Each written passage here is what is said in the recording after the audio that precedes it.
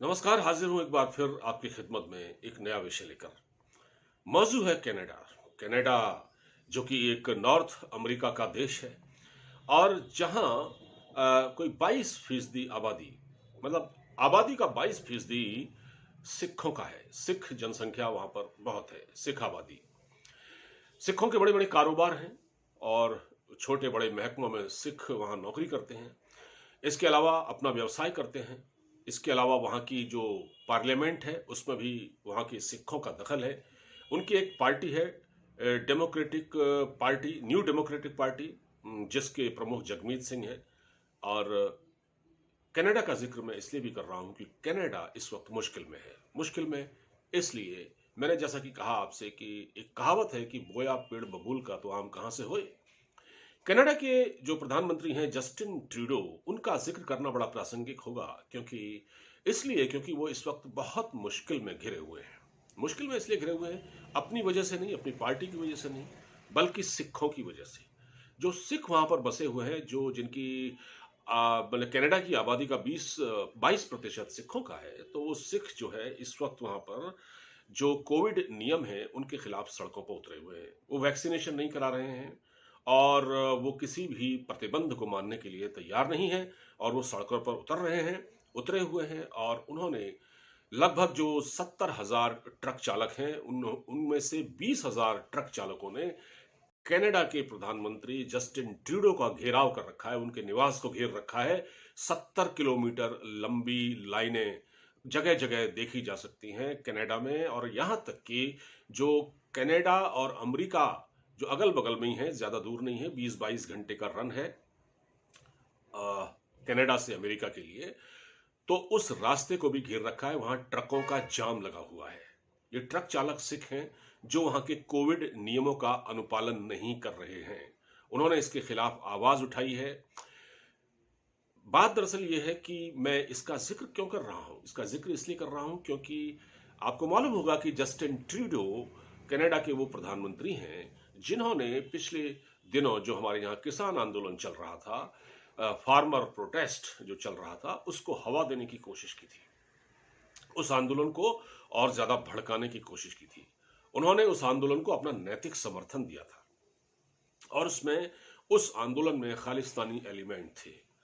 खालिस्तान का जो आंदोलन चलता है वो कनाडा से ही चलता है। कनाडा में खालिस्तान के बहुत सारे समर्थक हैं, बहुत सारे वहां सिख रहते हैं। मैं ये नहीं कह रहा हूं कि सारे के सारे सिख खालिस्तान समर्थक हैं, लेकिन हाँ, जो जगमीत सिंह है, जो न्यू डेमोक्रेटिक पार्टी का प्रमुख है, वो खालिस्तान समर्थक है। नंबर एक। नंबर दो, जब भारत में आंदोलन हो रहा था, किसानों का, तो इसी पार्टी के दबाव के कारण, क्योंकि संसद में, वहां की संसद में, क्योंकि एक लोकतांत्रिक देश है और वहां की जो संसद है, उस संसद में ये सिखों का रिप्रेजेंटेशन है, सिख नुमाइंदों का। वो जीत कर आते हैं और वो वहां पर सांसद हैं। तो कहीं ना कहीं जो जस्टिन ट्रूडो हैं, उन्होंने जो भारत में किसान आंदोलन चल रहा था उसको उनके दबाव में हवा देने की कोशिश की थी। अब क्या हो रहा है, जब उनके ही देश में इस तरह का प्रोटेस्ट हो रहा है और सिख लगातार प्रोटेस्ट कर रहे हैं, उन्होंने जगह जगह ट्रक खड़े कर दिए हैं। यानी अमेरिका आने जाने वाली जो सीमा है, जैसे यहाँ सिंधु बॉर्डर पर ट्रक खड़े किए थे, जैसे यहाँ प्रोटेस्ट चल रहा था ट्रैक्टर खड़े किए गए थे, ठीक वैसा ही हाल वहां पर है। तो शायद अब जस्टिन ट्रूडो को ये समझ में आ रहा होगा कि जिन लोगों का वो समर्थन कर रहे थे, यानी जिस आंदोलन को भारत में वो हवा देने की कोशिश कर रहे थे, वो दरअसल अब उन्हीं के गले पड़ गया है। और हालत ये हो गई है कि जस्टिन ट्रूडो को अपनी जान बचाकर किसी गुप्त स्थान पर जाना पड़ा है। वो एक अज्ञात स्थान पर शरण लिए हुए हैं। वहां के जो सिख हैं जिनका ट्रक का कारोबार है, उन्होंने इस गवर्नमेंट, जो वहां की सरकार है, उसकी आलोचना करते हुए कहा है कि ये हमारे साथ एक ऐसा, मतलब हमारे साथ मतलब एक अच्छा व्यवहार नहीं किया जा रहा है।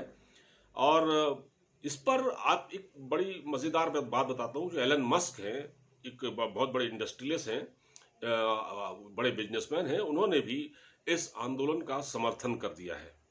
और वहां पर जस्टिन ट्रूडो के खिलाफ लगातार नारेबाजी हो रही है, सड़कों पर हॉर्न बजाए जा रहे हैं और ट्रकों की आवाजें सुनाई दे रही हैं। हॉर्न बजाकर सरकार का विरोध किया जा रहा है। संसद के पास पहुंच गए हैं और मीडिया की जो रिपोर्टें आ रही हैं उनके मुताबिक पीएम अपना घर छोड़कर एक सुरक्षित और गुप्त स्थान पर चले गए हैं। कनाडा में अभी तक 82% लोगों को कोविड की वैक्सीन लग चुकी है, लेकिन अभी कुछ बाकी हैं। और ये जो सिख हजरात हैं जो वहां रहते हैं, जो अपना कारोबार करते हैं, ये लगातार इसका विरोध कर रहे हैं। ये सरकार के इस कदम की फासीवाद से तुलना करते हैं। इसको फासिज्म कहते हैं। ये कहते हैं कि ये फासीवाद है और इसको लेकर उनके मन में बहुत एक जबरदस्त गुस्सा है। बात यह है कि भारत में जब सिख आंदोलन हुआ, जब किसानों का आंदोलन हुआ था, तो इसको हवा देने की कोशिश की थी वहां की सरकार ने, जस्टिन ट्रूडो की सरकार ने, जिनकी एक लिबरल पार्टी है। और उन्होंने एक लिबरल चेहरा दिखाते हुए, अपना एक लचीलापन दिखाते हुए, लिबरल चेहरा दिखाते हुए इस आंदोलन का समर्थन किया था। अब जाहिर बात है, अब ये इनके गले की हड्डी बन चुका है। देखिए, भारत में जो व्यवस्था है वो एक लोकतांत्रिक व्यवस्था है। भारत बहुत बड़ा देश है। यहाँ आए दिन कोई ना कोई आंदोलन चलता रहता है। तो भारत सरकार को पता है कि किसी भी आंदोलन को किस तरह से टैकल करना है। लेकिन जहां 70,000 ट्रक चालकों में से 20,000 ट्रक चालकों ने कनाडा के प्रधानमंत्री के निवास को घेर रखा हो और वो गुप्त स्थान पर भाग गए हो, तो इससे पता चलता है कि कनाडा के प्रधानमंत्री कितने बुजदिल और कायर हैं। वो सामने आकर उन ट्रक चालकों से बात नहीं कर पा रहे हैं। तो मैंने फिर इसीलिए कहा ना, मैंने ये जानकारी आपको इसलिए दी कि जो आप बोते हैं, यानी अगर आप किसी के लिए गड्ढा खोदते हैं तो उसमें आप खुद भी गिर सकते हैं। ये अंदाजा शायद जस्टिन ट्रूडो को नहीं रहा होगा। मुश्किल में है वो, और इस वक्त ये आंदोलन लगातार जोर पकड़ रहा है और अमेरिका से लगती हुई कनाडा की सीमा पर ट्रक खड़े हुए हैं, ट्रकों का काफिला है और वो टस से मस होने को वो तैयार नहीं है। देखते हैं आने वाले समय में अब जस्टिन ट्रूडो क्या करते हैं। लेकिन जो उन्होंने भारत के साथ किया उसका जवाब उम्मीद है उनको अब मिल गया होगा। और शायद वो अब जो भी बोलेंगे, कभी भी अगर वो भारत के बारे में कुछ भी बोलेंगे तो 10 बार सोच लेंगे बोलने से पहले। इस वीडियो को ज्यादा से ज्यादा शेयर कीजिएगा और अब मुझे इजाजत दीजिए। हाँ, चैनल को सब्सक्राइब करना मत भूलिएगा। नमस्कार।